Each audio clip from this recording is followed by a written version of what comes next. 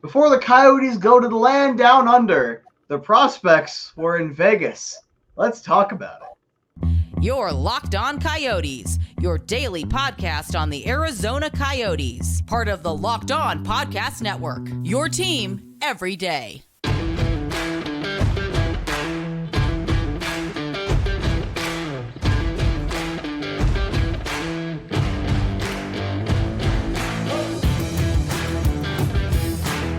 Welcome to the show, everybody. This is Locked On Coyotes, number one daily podcast on the Arizona Coyotes. I am your host, Robyn Leon, alongside Matthew Jacobson. We want to thank everyone for making the show your first listen every day. We're free and available everywhere you get your podcast, including on the SiriusXM radio app. We got a great show for you on today's episode. We're going to talk about the Yotes rookies in Vegas because they had the rookie tournament, rookie face-off, I think they call it. That happens every year between a bunch of like Western teams. I think San Jose, Anaheim, Los Angeles, Arizona, Vegas, and Is Colorado part of it? I think Colorado was part of it. Yes, Colorado was also part of it because they're considered part of like the region. But rookies got a chance to show themselves, and let's say this, Matt, the rookies really showed off what they're capable of. You know, coming out, it was only about, a few games, but they came out with a winning record. Yeah, and I actually only got to watch about 5 minutes. It was today at work on my lunch break. I was watching the start, like the first bit of the third period against the San Jose Sharks because I just saw the link get tweeted out. And Bob Hehouse, the legendary Bob Hehouse, a man that I have immense respect for. He's kind of the only legendary play voice we got left. I apologize for Suns fans going into this season. But, he brought up how good the power play had been. He brought up guys like Michael Lombardi and Reese Vitili, who are both going to be playing in Tucson this season, both played for Tucson last season as well. And it gives me optimism and feelings of hope because I want Tucson to do well. And we need more good position players or guys, good role players, I should say, that are going to help fill those roles, help with guys like Donor, give him solid pieces around him and help him to develop. And just to get little bits of that is supplemental. I want to lead off with that. I want to talk very briefly. I want to give a little bit of praise to that. I don't think anyone else is really going to be talking about that. And then we get the main course. Then we get the additional kids that are pushing for an NHL job over the next few years. And Mike Gould did some phenomenal reporting throughout all of this, essentially going goal by goal. And then Talon Hadley of Burn City Sports kind of put it all together for us. Literally, I want to give you tons of credit because these are hard to follow. These rookie faceoffs are hard to get notes for. So thank you to Mike and to Talon. Let's go ahead and jump into these games. You want to lead us off, Robyn? Let's just start off with the first game Friday, right? Up against the Colorado Avalanche. This game, again, we're talking about Colorado. They always build solid teams no matter who you are, right? Unless you're talking about that 2015 team that was god awful. I had to put that in there. But the U.S. rookies made it close. They made it they brought it to overtime on that game, right? And only lost 3-2.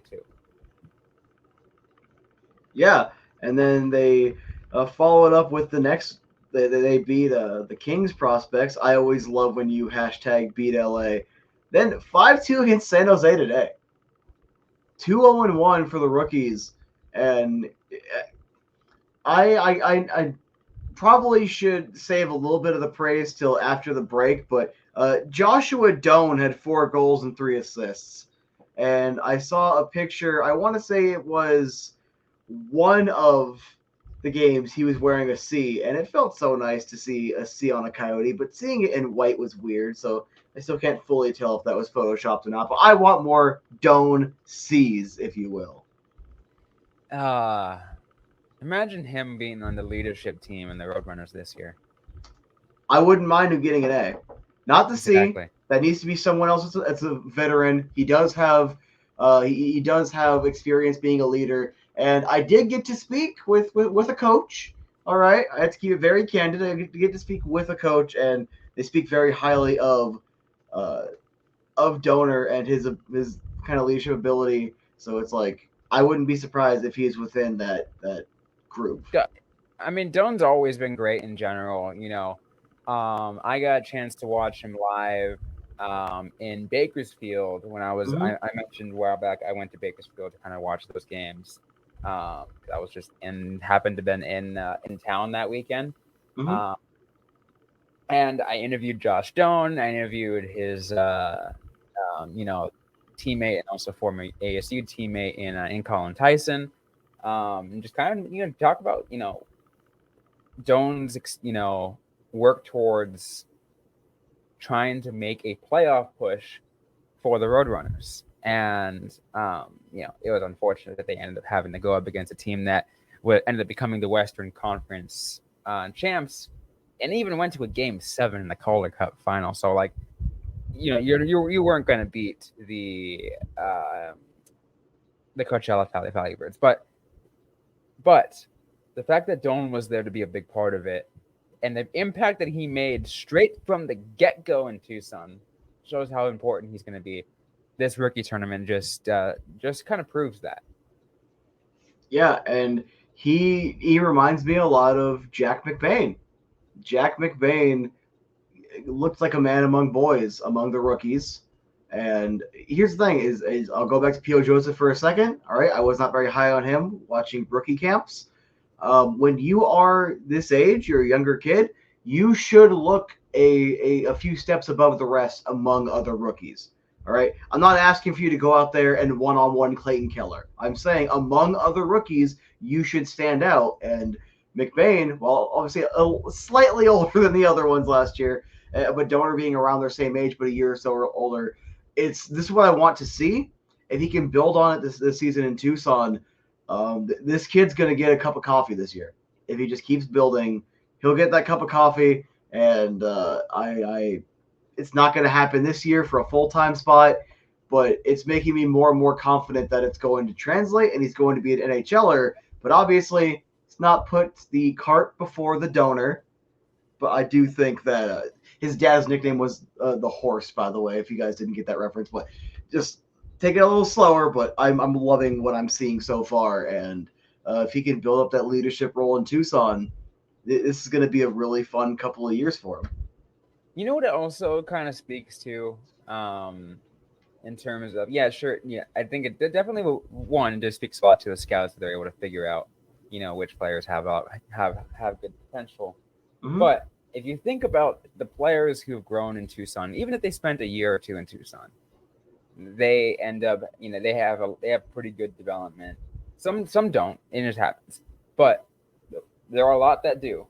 I think it really speaks to the coaches in Tucson, and there's really been one coach who has been there that long, and that's Steve Potvin. He's been there, I think, since tier 2. He's the head coach now. It's his second year as the head coach, correct? Second year as head coach. He's going his second year as the head coach. Detroit. Wonderful person, by the way. Yeah, absolutely. I cannot speak highly enough about him. Oh, 100%. I first met Steve Potvin when he was the assistant coach. And I think it was his first year as assistant coach under Mike Van Ryn, the Roadrunners' second year. I was media covering the Roadrunners for SB Nation. I was just in the media room, and we're just chatting for a little bit, kind of joking around. And then we interview him after, and he also interviewed him after the game. He's just overall just super nice dude. So when I found out he was the head coach, I was like, you know what, I like this. Again, those that listen every day are probably gonna go after me and but Robyn, you said you were skeptical when he first went in. You're right, I was, because the brief time that he was head coach under an interim when Jay Verde went up as taxi squad coach during the COVID year, that was a bad year for the Roadrunners. That wasn't his fault. I should have realized that. But, my skepticism still stood. but I still give him all the respect as a coach because it really shows that the prospects are developing in the way that they should for the Arizona Coyotes and Tucson Roadrunners. But we will continue to talk more about that in just a sec. But first, we are going to take a quick break to hear from our sponsors on the show. Mm-hmm. And today's episode is brought to you by FanDuel. Step into the action this NFL season with FanDuel, America's #1 sportsbook. Right now, new customers get $200 in bonus bets guaranteed when you place a $5 bet. That's $200 in bonus bets, win or lose. If you think about joining FanDuel, there's no better time to get in on the action.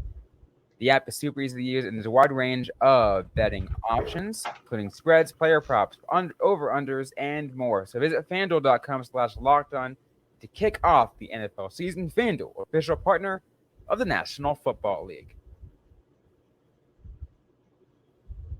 So let's continue, Matt. Talk more about it because, yeah, like as I just mentioned, I got the respect for Steve Poppin.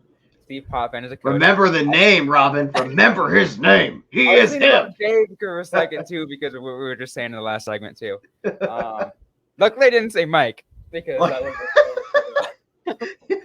But yeah, no, like I got all the respect for Steve Poppin for doing what he's doing. But again, it also a big part of it is the prospects themselves. And again, Doan's been great, as well as a lot of the other rookies who's been a part. Conor Geekie has not even really seen the Tucson Roadrunners yet. But he's got a chance to play with players who are going to be on the Roadrunners and other, future prospects. He also had a pretty solid weekend in the rookie tournament. Yeah, 3 goals, 3 assists, and I got to see a couple of isolated highlights. Context, all right. I thought he couldn't skate. I thought this kid was and now, don't get me wrong, there's still some things to work on, but the kid was skating pretty well. He has a pretty decent shot. He has a good drive. I like this kid's game. I stand by my opinion of him when he was drafted. I like the kid. He's got good size, good tools, and 3 goals, 3 assists in those 3 games. I think he had an excellent performance. 100%. I think a lot of it probably, this is my speculation, and, some people might say to stay away with speculation, but I think in this case, it's kind of okay to do it. Mm-hmm. Conor Geekie came by and actually was able to fully participate this year in the in prospect camp back in July. Mm-hmm. Rather than last year, I think, because last year he and Lamoureux kind of got their weeks cut short because they were injured. Yeah, I think Lamoureux was dealing with a foot injury, wasn't he? Yeah, and then and Geekie just had some kind of injury in day 1, mm-hmm. So they couldn't really get the feedback from Coyotes coaches, but he actually got a chance to get a full week out of it. So my thought process is he took in every ounce of feedback that Coyotes coaches gave him in July and worked on it in all of July, all of August, now where we are here, and it really showed. Mm-hmm. And it's just, I'm glad to see how he's progressing because I get it. I understand skepticism. I just don't get it for this kid. I think this kid's good, and even if he ends up just being like a bottom 6er type, you could still use him. Oh yeah, I can foresee him, future, I guess ceiling middle 6, right? Yeah, middle 6 ceiling, because I don't see him being a first liner, but that second, third line, that should be more than doable for him. Yeah, and again, as I mentioned, I think he is technically listed as a winger, mm-hmm. Listed as a center, but move him to the wing, I think it'll be great. Yeah, because apparently, even guys like Keller were listed as centers before, and the dude's a winger. It's pretty common for kids to play center for a long time. Then it's I'm actually a natural winger at the higher levels. So it's look, as long as he's a good, solid NHL player, that's all I really care about. Now, Aku Ratu, a goal and 2 assists. He had a power play snipe to give him a 3-1 lead against the Kings in the third period. Ratu is looking like one of those really good stories, and unfortunately, with one of those good stories ending recently, a player I was very high on, you know who I'm talking about. Maybe we have another good one brewing to kind of replace it. And look, if you're a Tucson fan, the next man up kind of feels like the anthem because Garland to guys like Bunting to Michelli, like they always kind of have someone that to Carcone, they'll just step up the next season. It's what it's like. It's the weirdest thing. I thought Bunting was kind of gonna max out as a top six AHLer, and it's like when the top scorer leaves, someone else just takes their place. They just slot right into there effortlessly. It's such a weird cog in the machine type thing down there in Tucson. It's been pretty consistent since I was watching. It's been fantastic to enjoy that though, because like, especially if you're a fan of hockey in Tucson, because what, like, you get sad that you lose your top scorer, but you're like, oh, but it's okay because there's going to be someone waiting. This player's going to get his chance, and it always works out. Yeah, so I mean, Tucson fans, Ratu is giving me those vibes. Keep that in the back of your head. Another thing to keep in the back of your head, Lutzy also got an assist on this one. It was a Conor Geekie goal that Zuber and Lutzy got assists on, but Zuber had three assists.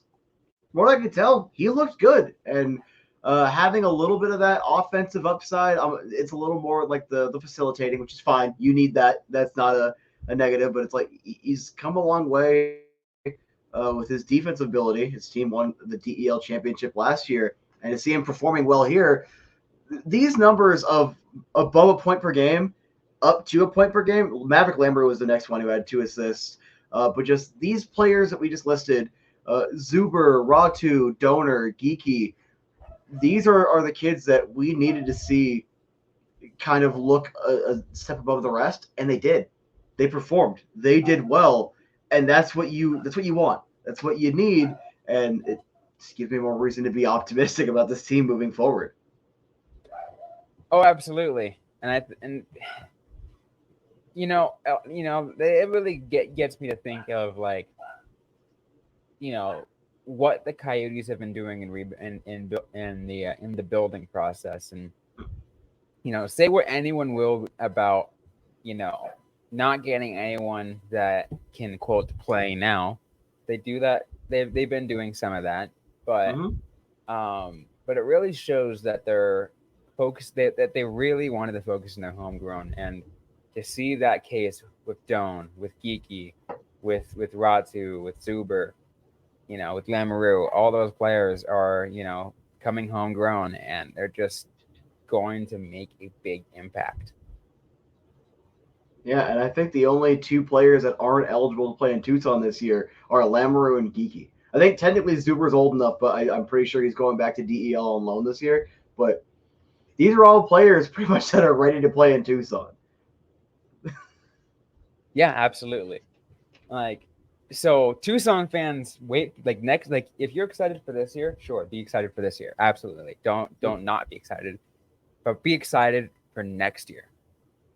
Yeah, pretty much over the next couple of years, we're going to have more and more young players. And I thought it would have been a little better last year. Maybe I was a year ahead of schedule, but like Tucson's going to get that influx of talent. And a name that pops in my head is like Yolnek.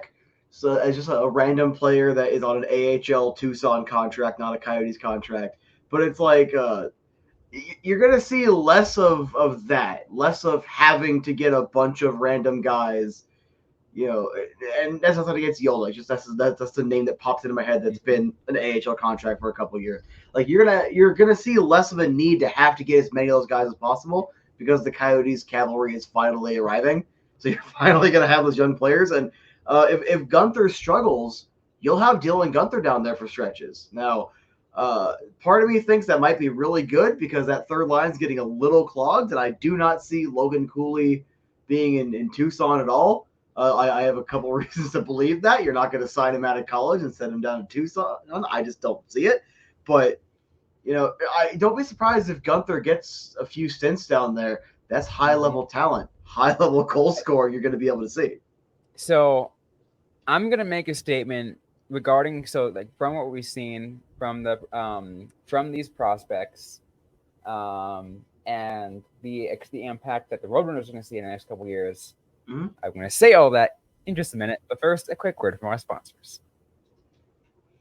That is right. We are here to give you a word from Jase Medical. So, everyone should be empowered to care for themselves and their loved ones during the unexpected. That's why Jase Medical offers the Jase Case. The Jase Case provides 5 life-saving antibiotics for emergency use and gives you the peace of mind so that way you're not just hoping for access to medication in an emergency. Jase Medical makes sure you have the medication in hand. Jase Medical is simple. They handle everything from online evaluation to licensed pharmacy medication, delivery, and ongoing consultation and care. Don't get caught unprepared. Save more than $360 by getting these life-saving antibiotics with Jase Medical, plus an additional $20 off when you use the code LOCKEDON at checkout at jasemedical.com. That's JASE medical.com, promo code LOCKEDON.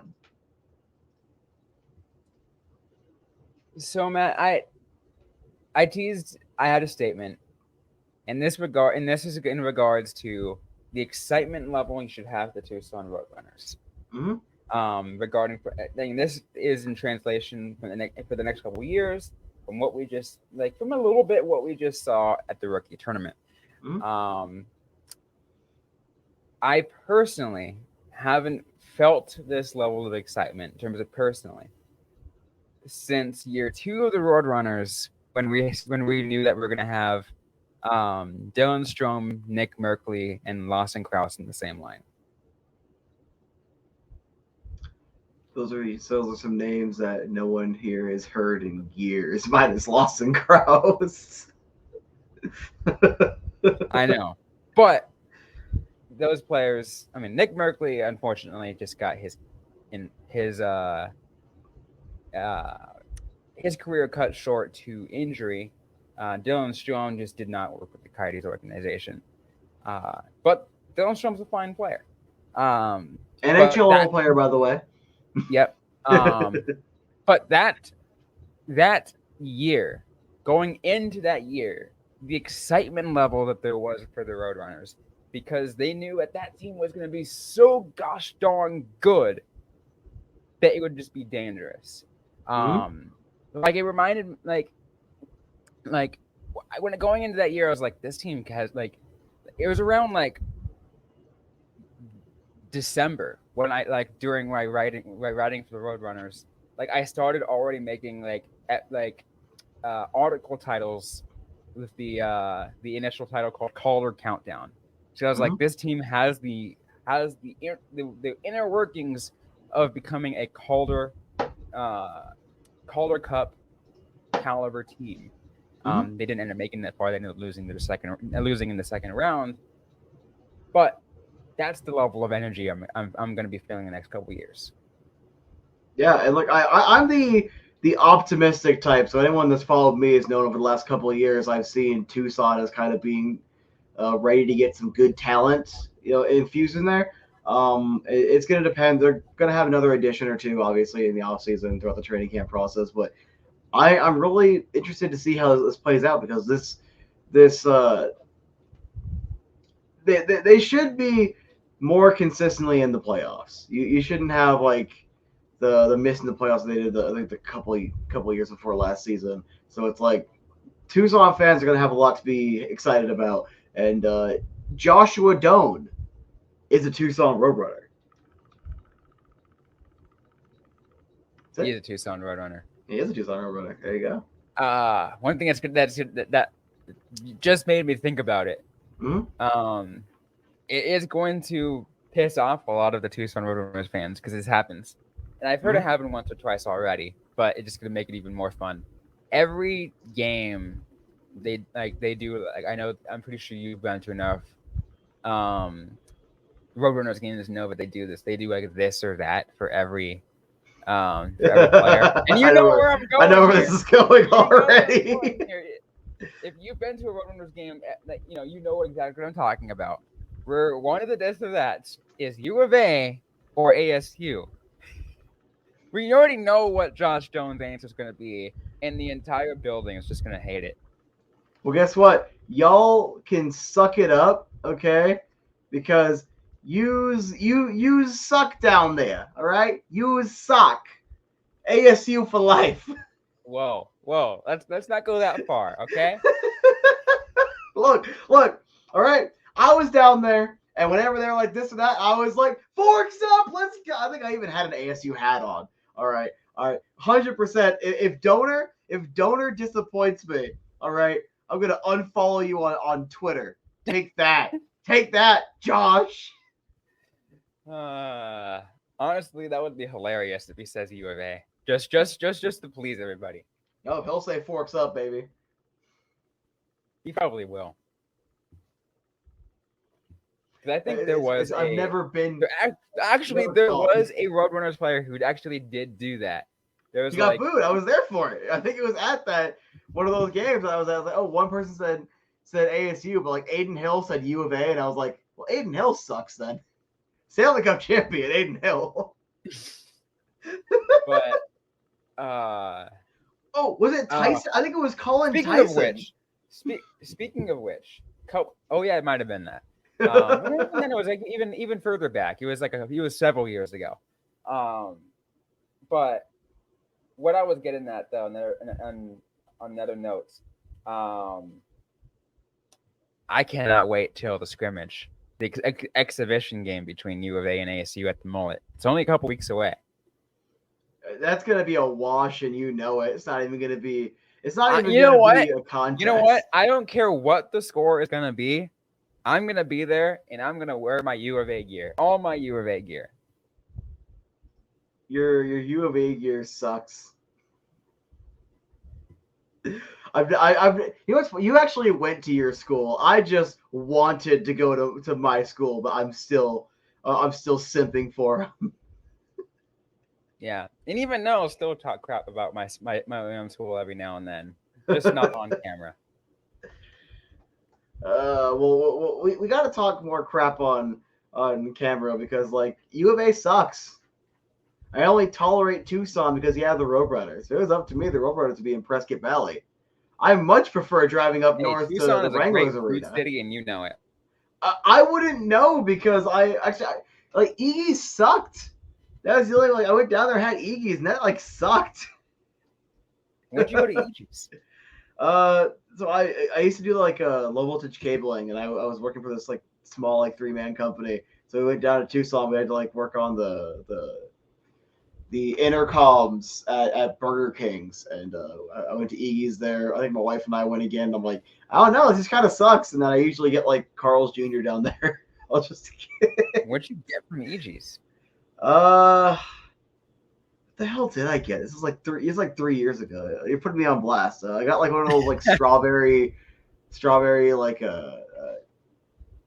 slushy things. Yeah. They're called an EG. Yeah, it's called an EG, and it sucked. Then I think I got a sandwich or something. That's blasphemy to actually hate EGs. Unless well, you know what? The watermelon is always the best, but that's not it. Maybe I should have had honestly, maybe I should have had the watermelon. You only get the watermelon in July. Only in July.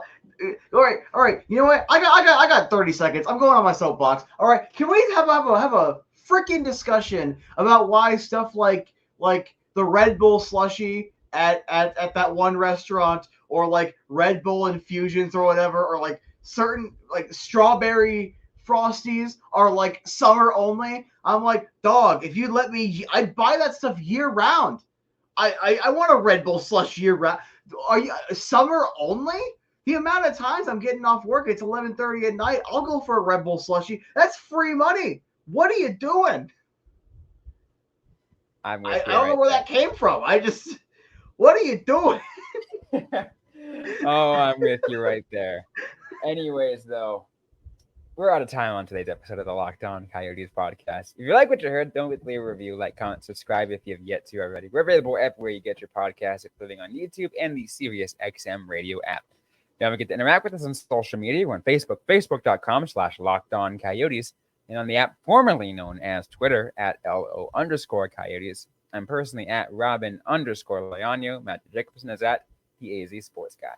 Interact with us, ask a question you might have. We might answer right back or on a future episode of the Locked On Coyotes podcast. Thanks again, everyone, for listening to today's episode. Hope you guys are staying safe out there. Hope you guys are staying healthy. And don't forget to howl on.